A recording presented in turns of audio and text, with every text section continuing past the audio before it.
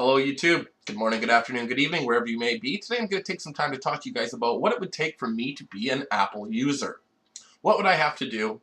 What would they have to do for me to want to buy their software and their hardware? Because it's a one package deal, as we know.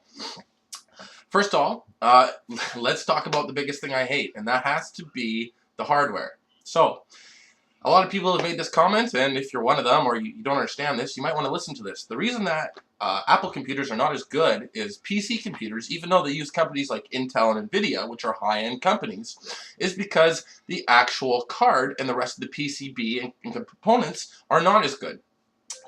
Inside a Mac, I could have a GTX 560, but it's going to be from Foxconn. Inside a PC, I could have, let's say I have two PCs here that I custom built. They both have the GTX 560 from Nvidia. One, on the other hand, is from one is from Asus and one is from MSI. So the actual chip, which never burns out, the actual GPU is the thing that comes from Nvidia. The thing around the GPU, which is this big, which is the heat shroud, heat sink and heat shroud, as well as the fans that come with it, and in Twin Frozer MSI, they actually have their special thing on the back that allows it to cool or something like that. So they all have a little bit better. The reason why companies like Asus, Gigabyte, MSI make these cards and take off the reference card that comes from Foxconn and Nvidia is because the shroud that they get put on it is generic and it sucks. And so when they take that off and they put on their stuff, it makes the card a lot better. It makes the card cool faster, makes the card perform better, and of course, like I said, when you're buying from Foxconn, it's not the actual, when you're buying from Apple actually, it's not the actual GPU or CPU that's ever really going to fail. And most techs will tell you, GPUs and CPUs, the actual chip, almost never fail.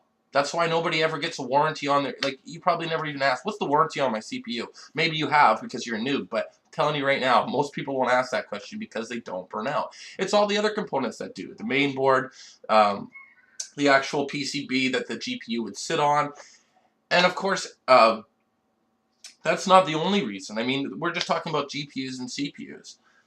When it comes to hardware, the technology that they use, even in an iPhone and iOS devices, they use what's called SMT technology, or service mount technology. Now, what this means basically is, unlike a classical motherboard, you have components that all poke through the PCB, and they solder the back end of them.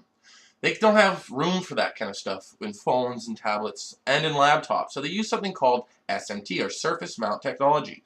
And if you'll notice, the capacitors look 100% different on a motherboard from a tower versus a motherboard from a laptop. So, and what I want to talk to you guys about is one of the big issues with conventional grade hardware that's not SMT is caps being fake solid caps from Japan, or them just not being solid caps at all. And that means they're going to blow up soon.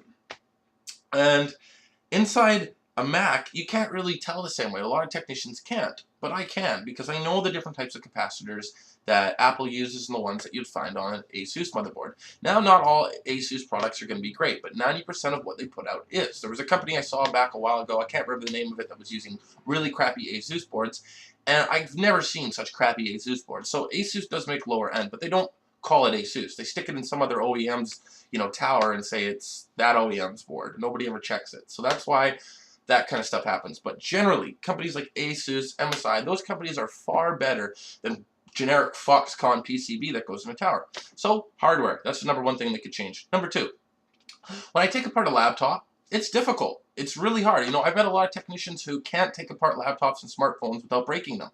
And they're really good technicians. Not everybody can take those things apart. I happen to be one of them. I happen to be one of the people who can take these things apart and have a really good success rate on fixing them, taking them apart, stripping them down, and all that kind of stuff. But not everyone does. So all my techie friends bring me their laptops. So I actually see quite a lot of laptop repair in my day, being the de facto guy that they go to whenever their computer or laptop is broken and it needs to be opened. So, that's something that I kind of think I have over a lot of technicians, is I'm really good with small things. And one of the things I'll tell you is, as good as I am, nothing is more difficult than taking apart an Apple product.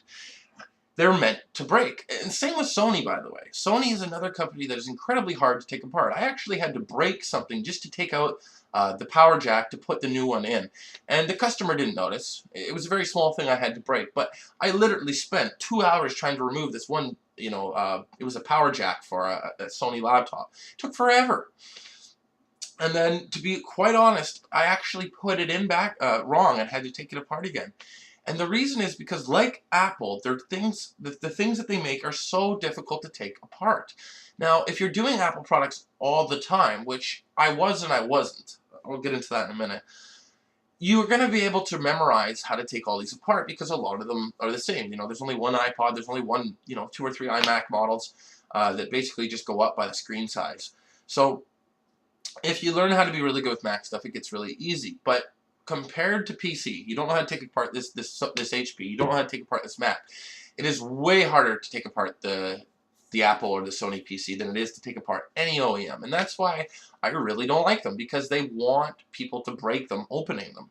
Not only that, they have built-in obsolescence, which means it's built to break everywhere. So if you take an iPhone, for instance, it's got glass on the back and the front. And it's really slippery on the back. I saw a video, somebody put an iPhone on an armrest, and just from the gravity, it slowly started to shift over and fall off the armchair. And they had it completely setting up like it's meant to break. And, it's just recently that iPhone has surpassed some of the Androids in drop tests.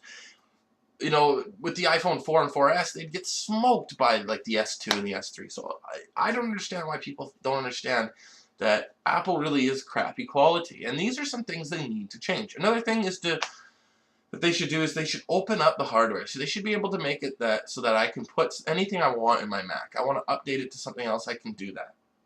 I don't like this whole idea of soldering in RAM. I think it's incredibly rude and incredibly insulting to tell users of any product that this is going to make your computer cooler. No, it's going to make you pull out your credit card again.